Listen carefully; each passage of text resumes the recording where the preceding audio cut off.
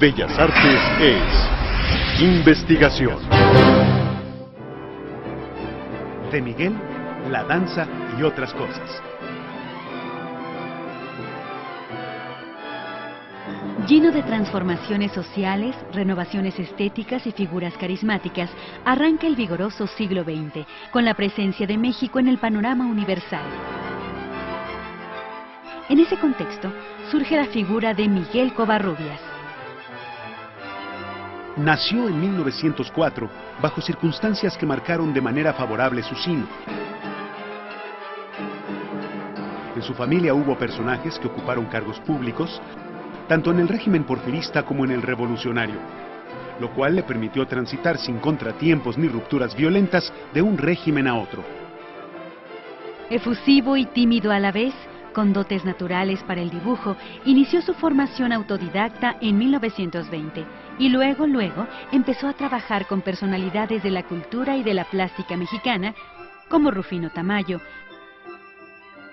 Antonio Ruiz, El Corsito, Abraham Ángel y Julio Castellanos. Para 1923 ya participaba como ilustrador en el método de dibujo de Adolfo Bess Mugart. Durante una breve visita a México, José Juan Tablada, quien residía en Nueva York, lo conoció e invitó a desarrollar su carrera en esa ciudad. Escenario de una intensa vida intelectual y sede del arte moderno, incluida la danza.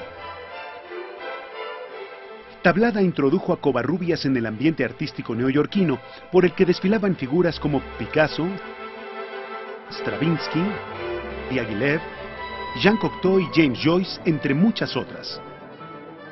A la vuelta de 3 años, el chamaco, como lo habían apodado los intelectuales mexicanos, se había convertido en uno de los ilustradores más reconocidos del medio y publicaba en libros y revistas como Vanity Fair y Vogue.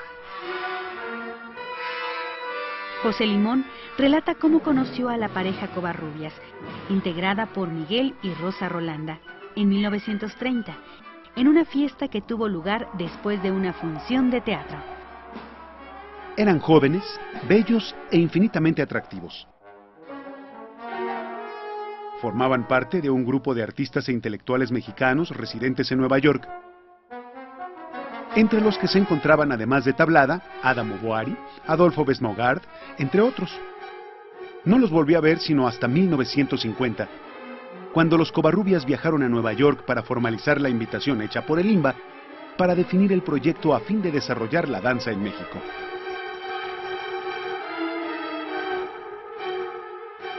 En sus viajes a Oriente, Bali, Japón, Shanghái, Hong Kong, Manila, Java, Singapur, se acercó a un mundo prácticamente desconocido para la mayoría de los occidentales. En México visitó lugares como Tehuantepec y el Sotavento.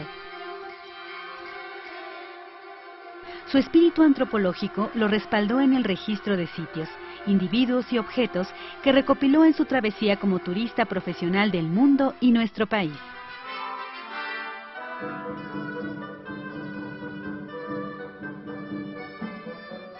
Silvia Navarrete afirma que funda su fuerza en la economía de trazo, dinamismo en la forma que se resumen en elementos parcos y rítmicos. Además, poseía una visión sintética, en ocasiones llena de humor.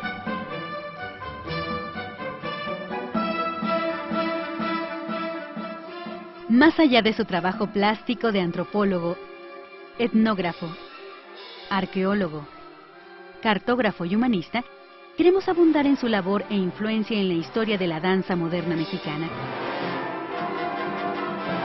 Mundo de claroscuros, donde confluye el modernismo al mismo tiempo que el nacionalismo, propio de la danza escénica de su época.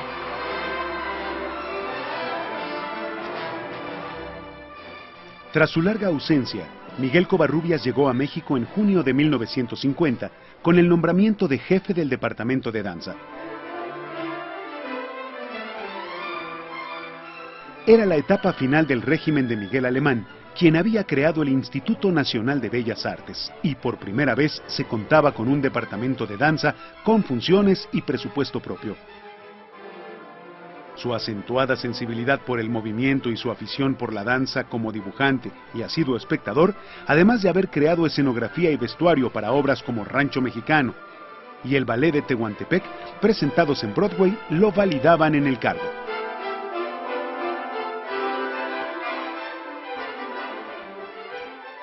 A través del periódico Excelsior, entre sus objetivos anunció investigar la danza mexicana indígena y mestiza tradicional que sirviera además de inspiración para la nueva danza a desarrollar. Intensificar la instrucción dancística en general, tanto en el Distrito Federal como en el interior de la República.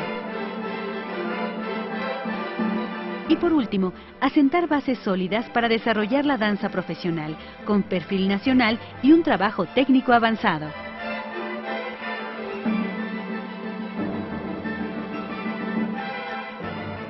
Su enorme conocimiento sobre el pasado precolombino, las tradiciones y el arte popular mexicano le permitieron incorporar en las obras elementos que les imprimían legítimos visos de identidad nacional, como lo habían ya logrado los artistas plásticos y los músicos.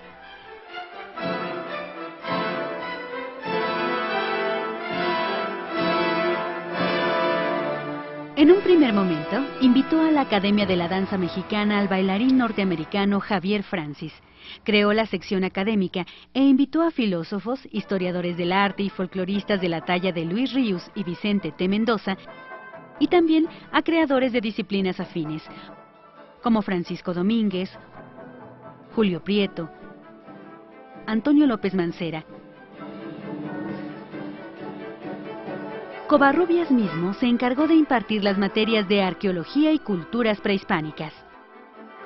Además afirmaba: tenemos una importante danza folclórica, regional o indígena ceremonial de gran carácter y plasticidad, que debería cultivarse con veneración y respeto como parte esencial de la educación de nuestros bailarines, no para mejorarla, sino para poseerla y aprovecharla en toda su autenticidad.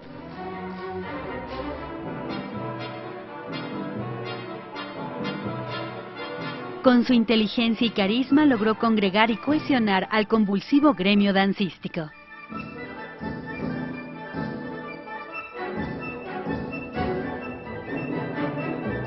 El Diaghilev mexicano, como lo califican diversas personalidades, legitimó a la danza frente a las demás artes.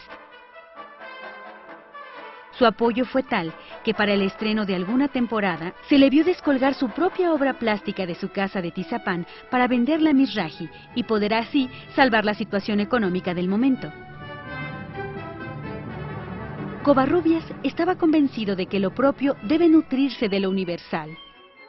Por eso, era esencial que los bailarines mexicanos tuvieran un contacto más directo con las grandes personalidades de la danza moderna, y que ellos y el público de México adquirieran un concepto de la danza moderna más avanzada y de mejor calidad artística.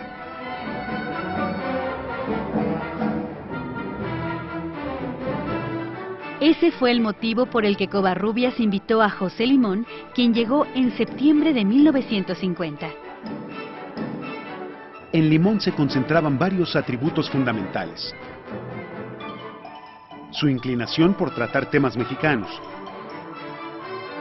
su capital corporal y el hecho de contar con métodos de composición recibidos de su maestra Doris Humphrey.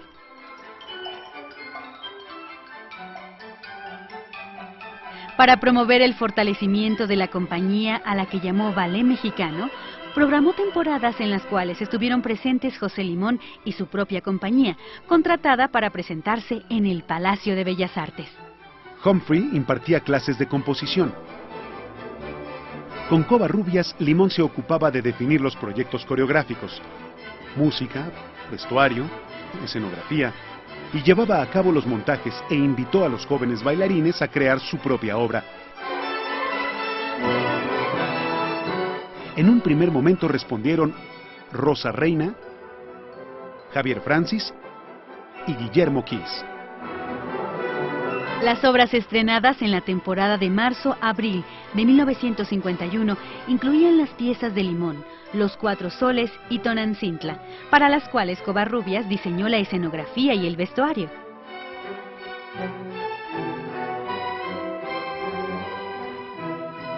A pesar del éxito alcanzado, Covarrubias declaró en prensa su severo autoanálisis. Los pasos de jarabe, las sonajas, los rebozos y guaraches son elementos mexicanos para la danza, pero no son la danza en sí.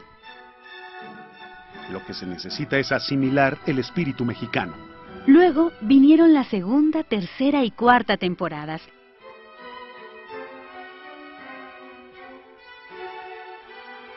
Trabajando febrilmente durante meses de ensayos que se prolongaban diariamente hasta altas horas de la noche, poseídos de un entusiasmo y una fiebre creativa sin precedentes.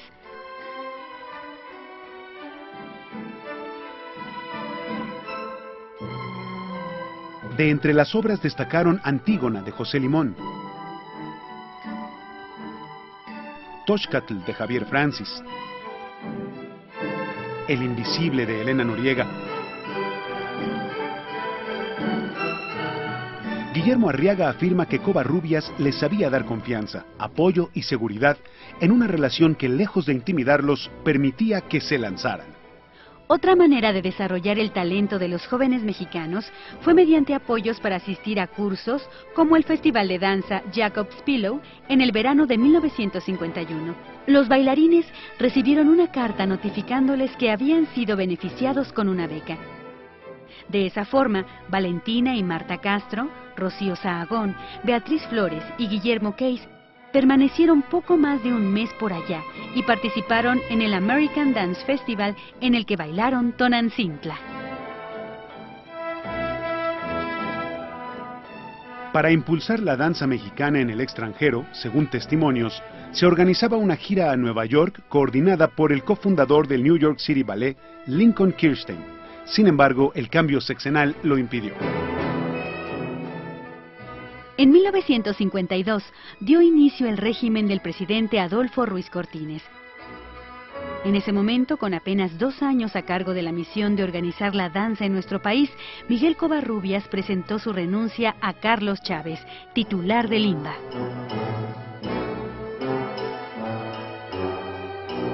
México, Distrito Federal, a 29 de noviembre de 1952. Señor Carlos Chávez, Instituto Nacional de Bellas Artes, presente. Querido Carlos, te adjunto aquí mi renuncia oficial al puesto de jefe del Departamento de Danza del Instituto Nacional de Bellas Artes. Aprovecho una vez más la oportunidad de darte las gracias por la confianza que depositaste en mí durante los 2 años y medio que ocupé dicho puesto, por el apoyo moral y material que me otorgaste durante toda mi gestión y, sobre todo, la absoluta libertad de acción con la que pude trabajar en el departamento. El trabajo fue en todos los casos un placer debido a tu comprensión y paciencia, y creo con toda sinceridad que nuestra amistad ha pasado la prueba de fuego y se halla mejor cimentada que nunca. El colaborar contigo en una labor tan desinteresada y entusiasta fue un gran honor y una experiencia inolvidable. Tu amigo, Miguel Covarrubias. En respuesta, Chávez envía la propia. México, 29 de noviembre de 1952. Señor Miguel Covarrubias, jefe del Departamento de Danza, presente. Querido Miguel, ha sido muy grato para mí saber que el trabajo que hicimos aquí juntos por el desarrollo de la cultura artística de México te haya proporcionado, a ti como a mí, tanta satisfacción. Efectivamente, siempre he creído que una obra como esta solamente puede realizarse con fruto dentro de un ambiente de franca amistad. Pero, además, en el caso del departamento que dirigiste, pudo llevarse a cabo debido a la inquebrantable línea de trabajo que seguiste, a tu inteligencia y tu competencia y preparación. Quien quiera que juzgue objetivamente la labor del Departamento de Danza durante estos 2 años y pocos meses, tiene que reconocer que se ha hecho una obra de proporciones extraordinarias y sin precedente. Con muy afectuosos saludos, soy siempre tu amigo que mucho te quiere y admira, Carlos Chávez. Tras su renuncia al INBA, gracias a la relación con la joven bailarina Rocío Sahagón, quien se había convertido en su pareja y en cómplice de todos sus proyectos, experimentó un nuevo impulso en su creatividad. Entre muchas otras tareas y compromisos, Covarrubias se mantuvo trabajando en equipo con bailarines y coreógrafos. Se formó un taller dancístico en la calle de Belisario Domínguez, donde, sin contar con grandes repartos ni recursos, se creó el ballet Zapata, de Guillermo Arriaga, en 1953. Al concluir el montaje, Arriaga, caracterizado como un campesino, y Zagaón, que personificando a la tierra, le mostraron el resultado a Covarrubias. Arriaga afirma: Miguel se sentó, nos vio y al final se le salieron las lágrimas.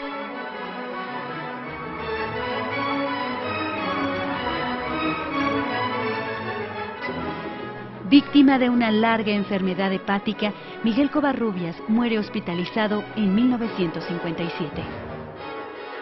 Gracias a su visión, pasión y trabajo, la danza mexicana vivió uno de los mejores capítulos de su historia, experiencia que no se ha repetido ni en magnitud ni en alcances. Esa es la dimensión de su proyecto.